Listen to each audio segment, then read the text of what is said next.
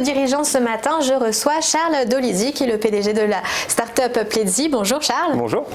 Alors Pledzi, c'est du marketing. Vous êtes un homme du marketing, justement, qui n'en est pas à sa première entreprise. Qu'est-ce qui vous a poussé à créer Pledzi? Qu'est-ce que vous n'aviez pas auparavant, en fait, et que vous avez voulu mettre en place? C'est une expérience précédente. Avant de créer Pledzi, j'avais cofondé une entreprise qui s'appelle EasyWare, qui est aussi un éditeur de logiciels, mais dans le domaine de la gestion de la relation client. Et une grosse part de notre croissance était liée aux leads qu'on générait via notre site web en publiant de manière régulière des contenus, des livres blancs à destination de notre audience.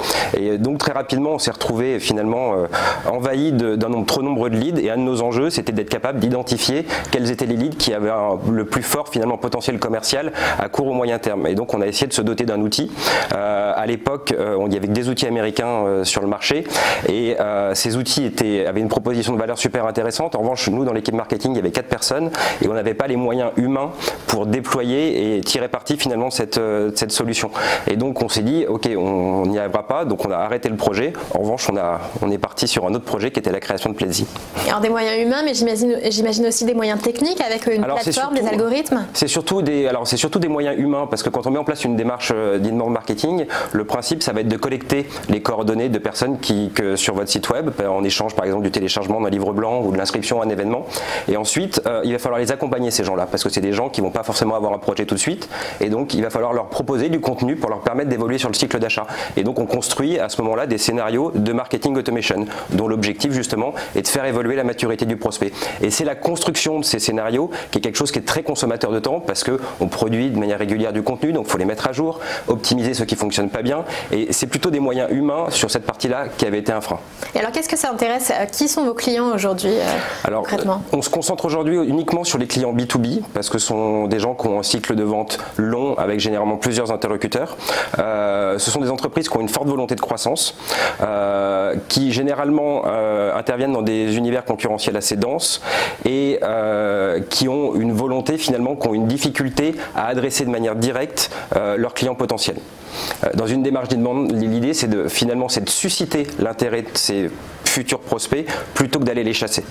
Et est-ce que ce sont des entreprises justement traditionnelles ou des entreprises qui sont nées dans le digital? Alors non, on a des entreprises traditionnelles. C'est vrai qu'on a moins de clients dans le secteur de l'industrie.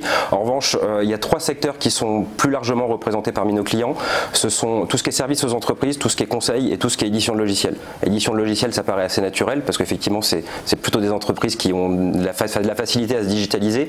Dans le conseil ou le service aux entreprises, c'est des environnements qui sont très concurrentiels, dans lesquels il est difficile d'émerger, et en plus de ça qui ont finalement une tendance naturelle à construire du contenu.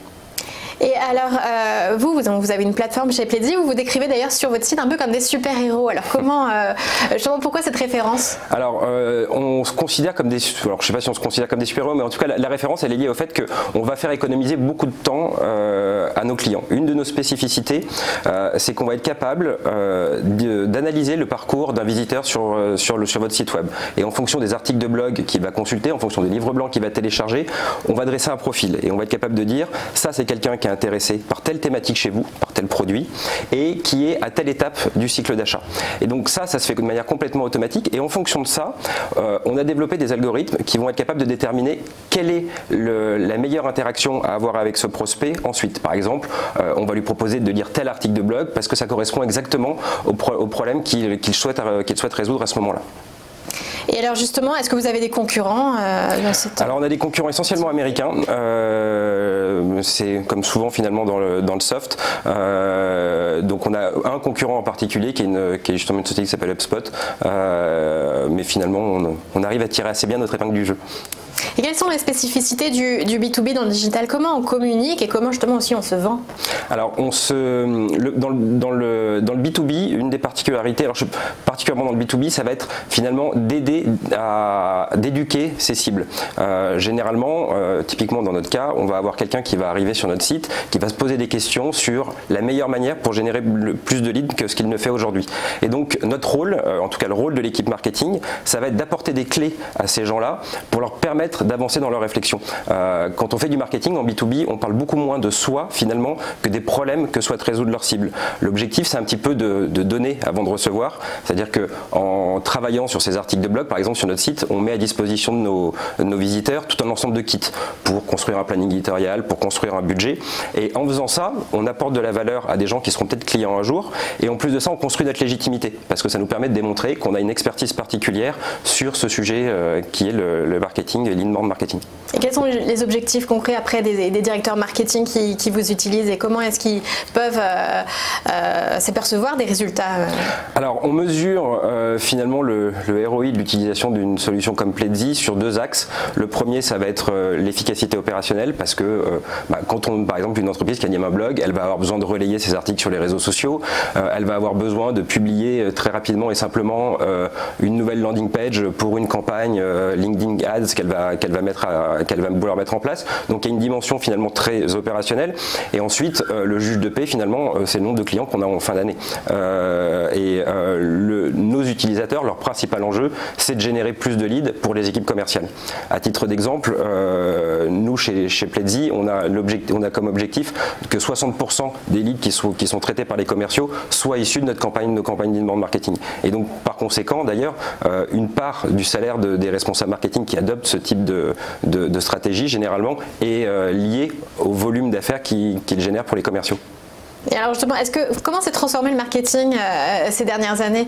Enfin, je sais que vous connaissez déjà vous êtes déjà depuis plusieurs années dans cet univers-là. Qu'est-ce que vous pouvez en dire? Je pense que c'est beaucoup le rôle finalement du responsable marketing qui a changé. Avant, c'était essentiellement de la communication, éventuellement de la communication sur les canaux digitaux pour les entreprises les plus modernes, mais ça se résumait beaucoup à de la com. Aujourd'hui, le responsable marketing, il y a toujours cette dimension com bien sûr, mais le responsable marketing a un rôle opérationnel et très concret sur l'efficacité commerciale de l'entreprise. Et donc finalement, la manière dont il va être évalué par rapport à ces tâches a profondément changé. Parce qu'il travaille d'ailleurs de manière très proche avec les équipes commerciales. On parle beaucoup de ce marketing et sur la manière dont les entreprises doivent se transformer justement pour aider les équipes marketing à travailler de concert avec les équipes commerciales. Ça fait partie généralement des enjeux de nos clients d'ailleurs. Et j'imagine qu'il doit être aussi proche des réseaux sociaux en fait et de cette communication omnicanale. Alors oui, le responsable marketing est généralement un profil à moitié créatif et à moitié geek parce qu'il a tout un ensemble d'outils qu'il doit maîtriser. C'est de plus en plus compliqué, il y a de plus en plus de solutions différentes et donc il y a une dimension effectivement très techno qui est très importante pour qu'un responsable marketing soit performant. Et le marketing, c'est aussi collecter des données. Alors comment vous êtes adapté au RGPD? Est-ce que pour vous ça a été une contrainte ou une opportunité cette réglementation concernant les données? C'est une super opportunité parce que finalement, qu'est-ce que ça empêche de faire la RGPD? C'est par exemple de faire des emailing de masse auprès de gens qui vous auraient pas autorisé à les contacter. Dans une démarche d'inbound marketing, la manière dont on collecte les adresses email des gens, c'est en leur proposant de télécharger par exemple un livre blanc sur notre site web. Et donc ils vont renseigner leurs coordonnées, donc c'est une démarche volontaire de leur part, et avant de soumettre le formulaire pour finalement avoir leur livre blanc, ils vont consentir à ce qu'on les recontacte dans tel ou tel contexte. Et donc c'est au contraire une façon de faire qui est tout à fait compatible avec cette nouvelle réglementation. Et est-ce que justement ça a permis de vous démarquer par rapport à vos concurrents américains? Vous en parliez. Alors ils sont tous adaptés d'une manière ou d'une autre parce que on retrouve des réglementations équivalentes aux États-Unis et de toute façon le marché européen est un marché important aussi pour ces éditeurs-là, donc ils ont l'obligation de s'y conforter. Et du coup, est-ce qu'il faut aller encore plus loin pour justement permettre encore plus au marketing de progresser? Alors, est-ce qu'il faut aller plus loin? En fait, aujourd'hui, on a vachement finalement changé la façon dont les gens communiquaient. C'est-à-dire qu'avant, c'était un commercial qui allait prendre contact avec un prospect potentiel et lui parler de ses produits. Aujourd'hui, effectivement, il y a une dimension très différente dans la mesure où le principe, c'est d'attirer le visiteur sur son site web et de lui apporter de la valeur avant d'essayer de lui vendre quelque chose. Et donc, effectivement, de plus en plus, on va considérer ces articles de blog, ces livres blancs, comme des produits gratuits de son entreprise qui vont permettre au prospect de commencer à comprendre qu'est-ce qu'on va pouvoir lui apporter et de créer une première relation avec eux. Et alors pour 2019, qu'est-ce qu'on peut vous souhaiter? Est-ce que vous avez des projets de développement en cours? Alors oui. On a 2 projets. 2019, ce sera l'année où on commencera à être rentable sur la partie France. Et donc, on a de grandes ambitions. Donc, on va avoir envie de se développer dans d'autres pays. Aujourd'hui, on est présent aussi en Suisse et en Belgique. Mais un des objectifs de l'année 2019, ça va être de déployer notre offre au UK, parce que c'est le marché le plus mature en Europe. Et donc, ça fait partie des gros enjeux de l'année, effectivement. Et le Brexit ne fait pas peur? D'abord, je pense que personne n'a une idée de la manière dont ça va se terminer. Et si on prend en compte ces choses, on plonge dans l'immobilisme finalement. Donc une diversification géographique et sur la plateforme, est-ce que... On a beaucoup de projets d'innovation sur la plateforme. D'accord. On bosse sur pas mal de choses très intéressantes. Un des enjeux des entreprises, justement, ça va être de produire les bons contenus sur leur site web pour être très bien référencés sur les moteurs de recherche et faire venir à soi des gens qualifiés.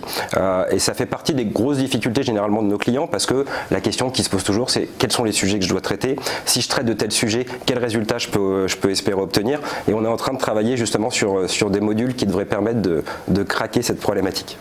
Bien, merci beaucoup Charles Dolisier. Je rappelle que vous êtes le PDG de la start-up Pledzi.